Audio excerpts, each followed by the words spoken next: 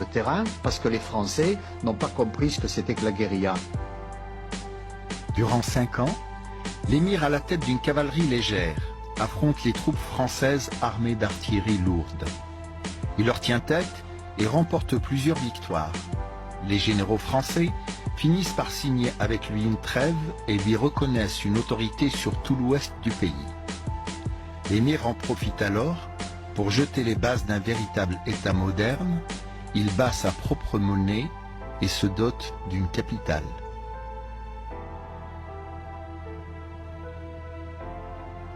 Dire que c'est un État, oui. Que c'est un État moderne, oui. Parce qu'il y a une armée avec des insignes, les gens qui sont payés, des juges qui sont payés, c'est plus des prévaricateurs, c'est pas les chefs de tribus, etc. Oui, c'est un État moderne, mais c'est un État dans la tradition musulmane. C'est un État de la charia. C'est-à-dire, c'est pas tout à fait ce que souhaitent aujourd'hui un certain nombre de gens. Mais j'ai pas dit que c'est un État islamiste. Je dis c'est un État conforme à la tradition qui est celle d'Abdelkader. C'est la Shura, c'est-à-dire il consulte ses lieutenants et il décide de tout. Il est le patron. La trêve est rompue au bout de 2 années. Paris nomme le général Bugeaud comme gouverneur d'Algérie. Bugeaud est décidé d'en finir avec Abdelkader. Il fait raser des villes et des villages, il fait brûler les récoltes pour affamer les civils, il exproprie des milliers de paysans. 46, 47, 48, c'est l'horreur. L'horreur.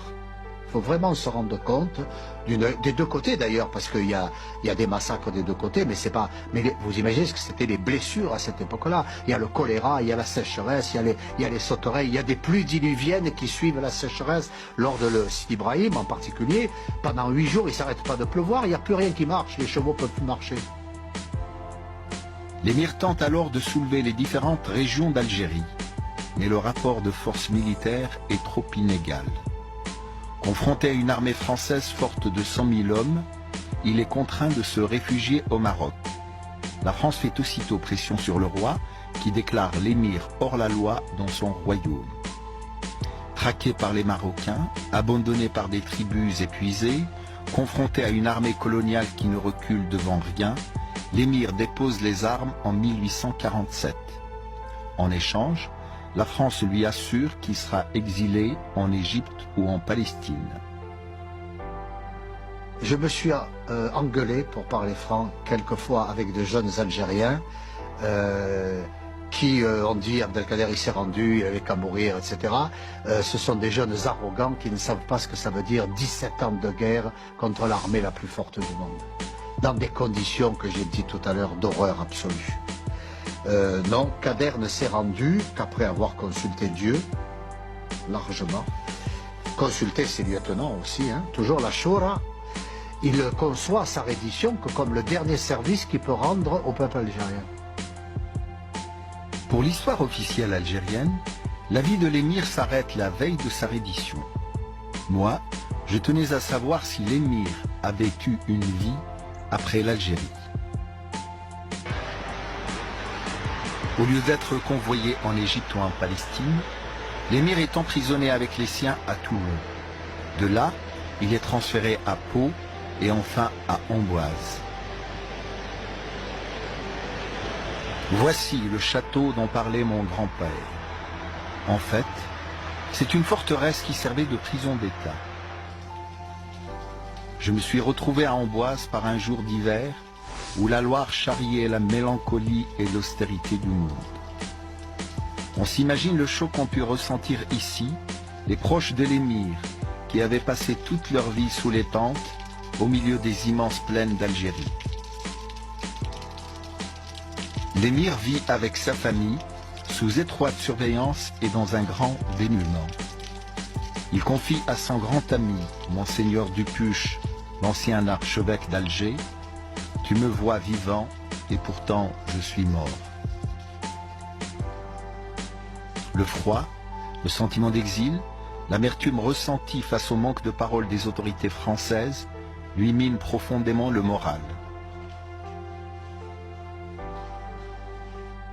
Donc au soir du 8 novembre 1848, le vapeur, la ville d'Angers, aborde au pied de ce pont et l'émir Abdelkader et sa suite descendent de ce vapeur et aussitôt montent dans des calèches qui vont le mener jusqu'en haut des terrasses du château. Les 4-5 ans que l'émir va passer à Amboise sont une occasion extraordinaire de deux choses. D'abord, c'est la première étape du dialogue islamo-chrétien. C'est là que pour la première fois, il y a un véritable dialogue entre des musulmans nantis culturellement, je veux dire intellectuels, et toutes les ecclésiastiques de France et de Navarre qui viennent le visiter. Parce qu'avec son beau-frère Bentami, donc, le fils de son maître ancien d'Oran, ils vont monter un salon littéraire et philosophique. Au point que l'Académie s'intéresse à ce qu'ils font, que la société orientaliste, orientale lui demande de faire une communication. Et c'est là, à cette époque, où on a tous les écrits de l'émir sur lettres aux Français, le Dakil, en fait, tous ces fameux petits textes qui sont des textes pédagogiques plutôt sympathiques. La thèse générale de l'émir, c'est: si tout le monde m'écoutait, je ferais des musulmans et des chrétiens des frères et on travaillerait ensemble à la paix du monde. Bon, un message extraordinaire pour quelqu'un qui relève de la mort. Et donc, toute la problématique de l'émir pour la fin de sa vie va être: je suis un pont entre l'Orient et l'Occident. Je croyais en arrivant qu'Amboise était chargée de tous les souvenirs de cette captivité et du trouble profond qu'elle avait jeté dans la société française à l'époque.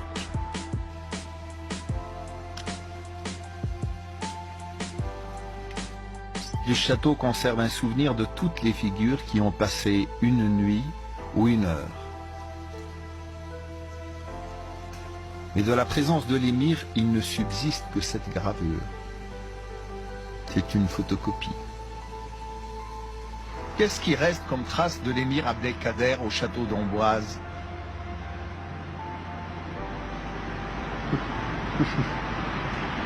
Comment la prendre cette question?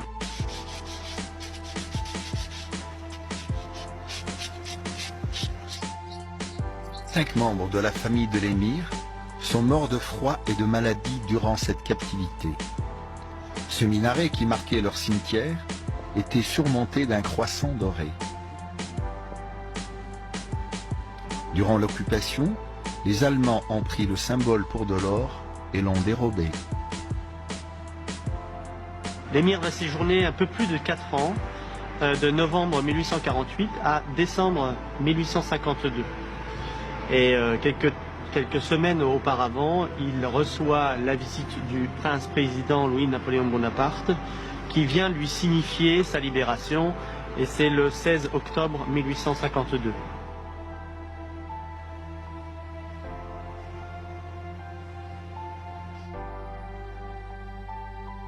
Produit un autre événement, c'est que le prince-président, qui n'est pas encore Napoléon III, se prend d'un amour immodéré pour Abdelkader.